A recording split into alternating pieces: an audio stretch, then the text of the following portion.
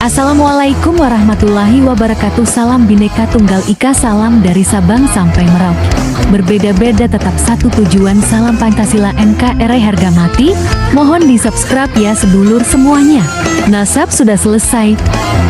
Kalau Mbak Alwi bukan cucu Nabi Muhammad dari dalil ilmu nasab mustahil, dari dalil ilmu filolog manuskrip mustahil, dari dalil ilmu rijalul hadis mustahil, dari dalil ilmu sejarah mustahil, dari dalil DNA jangankan cucu Nabi Muhammad orang Arab saja bukan. 100% nasab Mbak Alwi sudah selesai, bukan cucu Nabi Muhammad tapi cucu Nabi Muhammad palsu.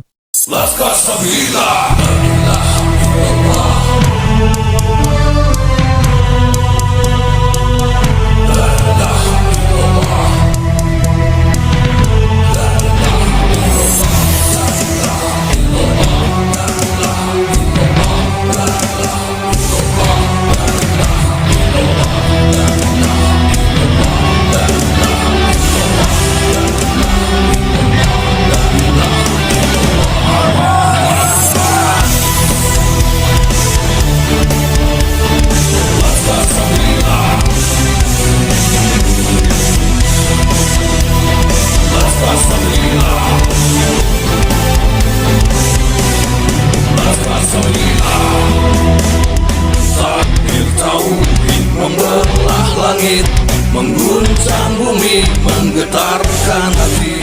Makinlah pribumi, panggilan pertiwi, lantang berani ke arena suci.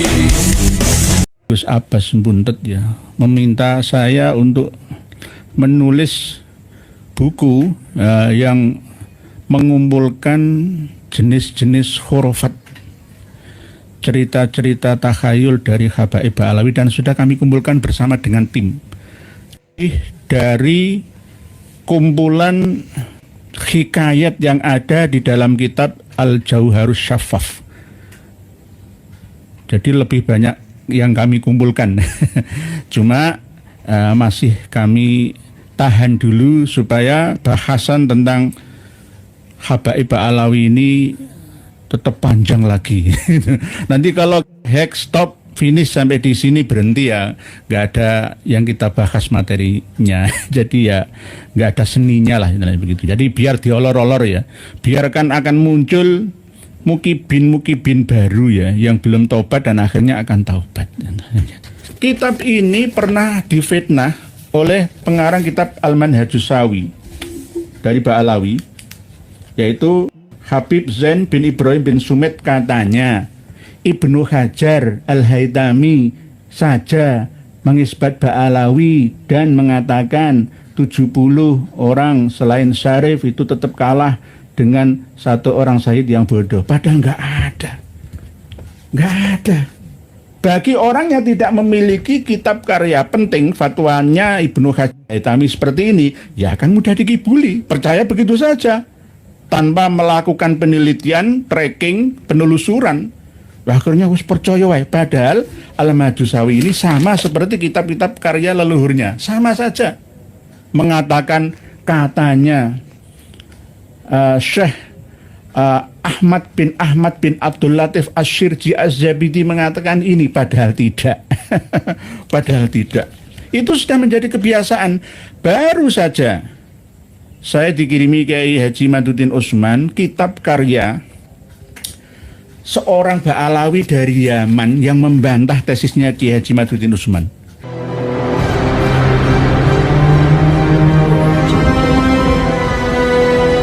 Ahmad bin Isa, cucu Nabi Shallallahu Alaihi Wasallam yang terlupakan.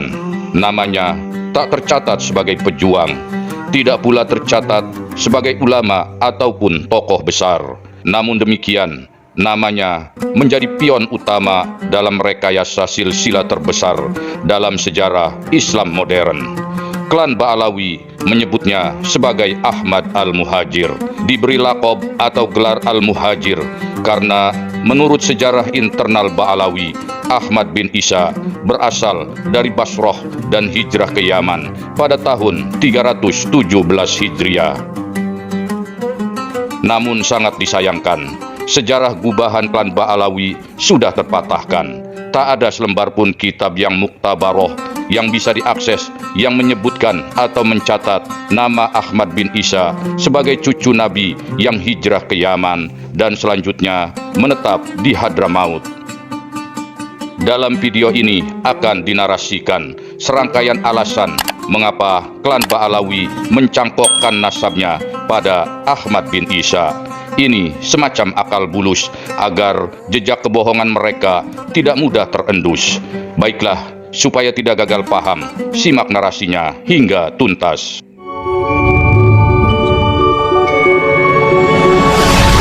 Assalamualaikum warahmatullahi wabarakatuh.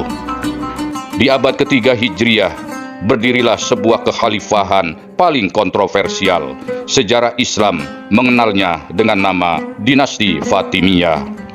Didirikan oleh Sa'id ibnu al-Husain yang kemudian dikenal sebagai Ubaidillah al-Mahdi. Dinasti ini berdiri pada tahun 297 Hijriah atau tahun 909 Masehi. Di bawah panji Syiah Ismailiyah, mereka membangun kota Kairo dan menyebarkan ideologi bahwa para pemimpinnya adalah imam maksum, pewaris darah Nabi yang suci.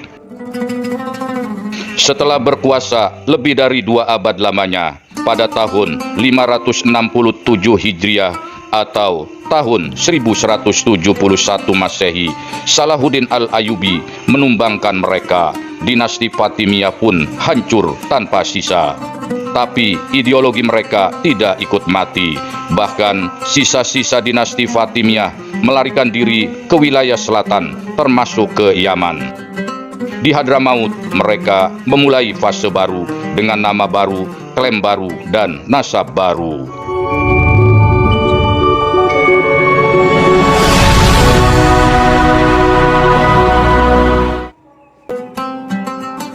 Dari sinilah nama Ahmad bin Isa mulai dimunculkan. Sosok ini adalah keturunan Imam Husain yang dinarasikan hijrah dari Basrah ke Hadramaut. Dengan alasan sedemikian itu, klan Ba'alawi mengglorifikasi namanya sebagai Ahmad al-Muhajir.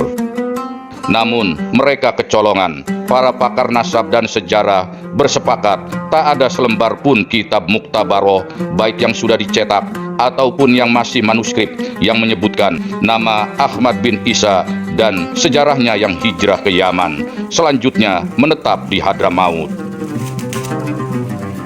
Sumber sejarah yang sudah terverifikasi justru menyebut nama dan gelarnya adalah Sayyid Ahmad bin Isa al-Abah an-Nafat. Jejak historis ini tercatat dalam kitab berjudul Al-Majdi fi Ansabitut Talibin karya Sayyid Syarif Najamuddin Ali bin Muhammad al-Umri an-Nasabah.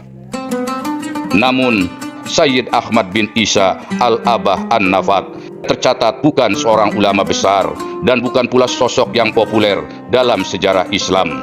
Gelar An-Nafat yang ada di belakang namanya adalah sebutan bagi penjual nafat, semacam minyak tanah yang ada di Basrah, Irak pada masa itu. Karena tidak dikenal luas, maka aman untuk dicantoli. Mereka, sisa-sisa keturunan dinasti Fatimiyah itu, mengklaim sebagai keturunan Ahmad bin Isa melalui Ubaidillah. Padahal sejarah mencatat dengan jelas Ahmad bin Isa hanya memiliki 3 orang putra, yakni Muhammad, Ali, dan Husain. Tak ada putra keempat yang bernama Ubaidillah yang diklaim sebagai leluhur utama klan Ba'alawi. Menurut penelitian Kiai Haji Ja'far Shodiq dari Ponpes Abu Samsudin, Batu Ampar, Madura, disebutkan bahwa Ubaidillah, leluhur klan Ba'alawi, jelas bukan anak Ahmad bin Isa, melainkan Ubaidillah al-Mahdi bin Maimun al-Qodah, pendiri dinasti Fatimiyah. Dengan kata lain, nasab Ba'alawi jelas salah cantol. Mereka bukan cucu Nabi, melainkan bayangan dari sisa-sisa dinasti Fatimiyah.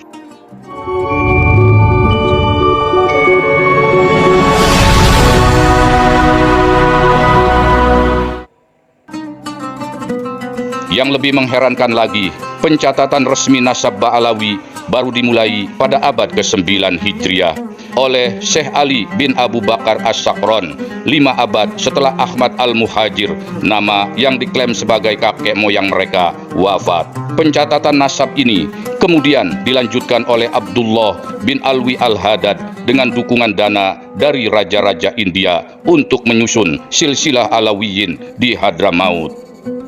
Di abad ke-18 Masehi, Sayyid Ali bin Syekh bin Muhammad bin Syihab juga mengkompilasi silsilah menjadi 18 jilid. Pencatatan selanjutnya dilakukan oleh Habib Abdurrahman Al-Masyhur dan putranya Ali bin Abdurrahman yang menyusun ulang catatan nasab itu menjadi 7 buku. Tahun 1932, di era Hindia Belanda, Rabitoh Alawiyah mendirikan Maktab Daimi, lembaga pencatat silsilah Alawiyin di Indonesia. Ketua pertamanya adalah Ali bin Ja'far As-Segaf. Dengan sokongan dana dari seorang dermawan bernama Syekh bin Ahmad bin Sahab, pencatatan nasab di Indonesia mulai dilakukan.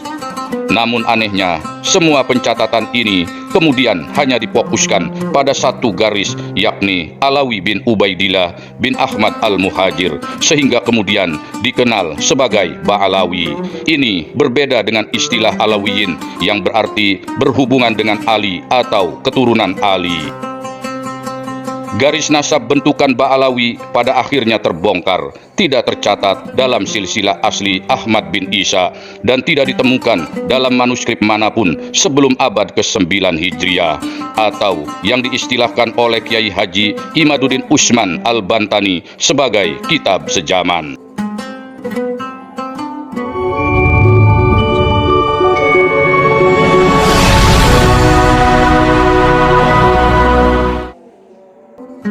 Ahmad bin Isa tidak pernah meminta diagungkan, apalagi dikultuskan. Namun, sudah berbilang abad lamanya, nama Ahmad bin Isa diperalat oleh klan yang ingin hidup dengan berbusana gelar mulia sebagai cucu Nabi yang sama sekali bukanlah hak mereka. Sekali lagi, moyang klan Ba'alawi pasti berpikir bahwa dengan mencantolkan nasab kepada Ahmad bin Isa Al-Aba An-Nafat adalah jalur yang sangat aman. Berbeda dengan para cucu Nabi yang lainnya, Ahmad bin Isa hanya An-Nafat, seorang penjual minyak. Pasti tidak banyak orang yang mengenalnya.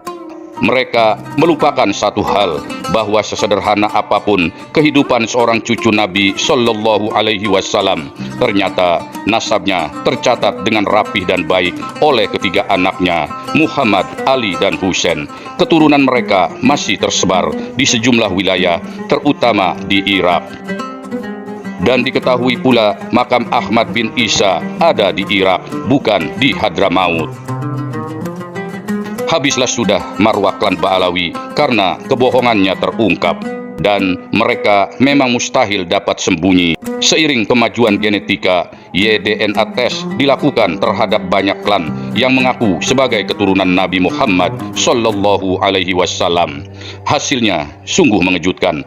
Klan Ba'alawi tidak memiliki haplogrup Quraisy, yakni haplogrup J1, melainkan haplogrup G yang umum ditemukan pada Yahudi Hajar dari Kaukasus.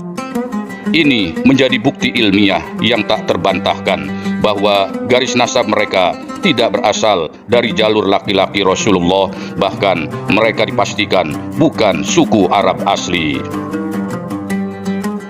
Kebenaran memang tak bisa dikubur dengan dusta. Kebenaran pasti akan mencari jalan untuk bangkit.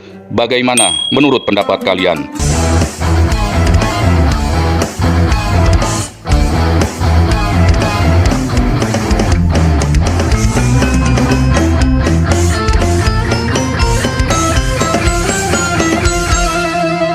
Jadikanlah hidup lebih berarti, jadikanlah laskar sang pemberani, membela ulama kiai pribumi, Rahwali Songo pewaris negeri.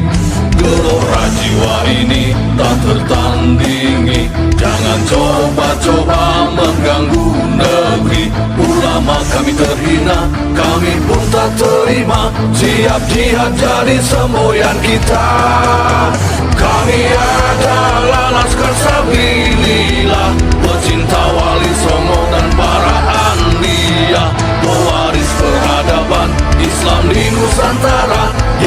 berkibar bangsa Indonesia. Kami perisai para ulama, sepenuh hati korbankan jiwa dan raga. Bila nanti tertulis jihad pilihan kami, Syahid bela agama dan negara. Kami terlahir di bumi pertiwi, terpatri suci sejarah negeri. Korbankan darah nyawa leluhur kami, jangan kau coba rubah dan kau pecundangi.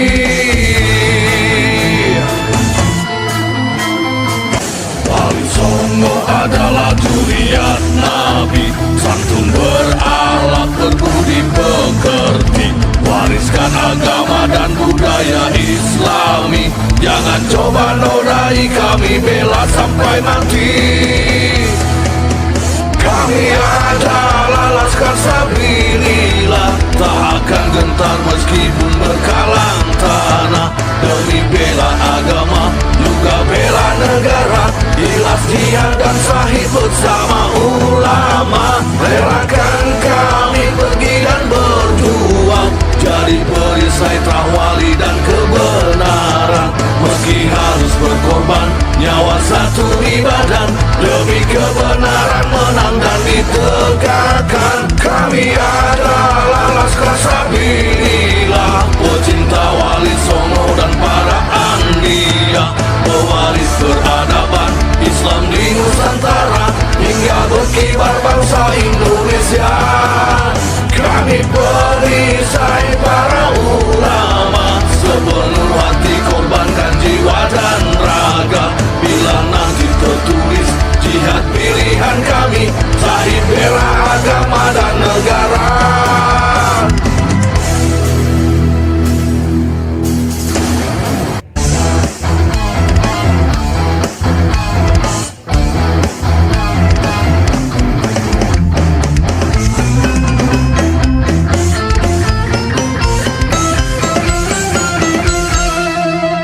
Jadikanlah hidup lebih berarti, jadikanlah Laskar sang pemberani, membela ulama kiai pribumi, Wali Songo pewaris negeri.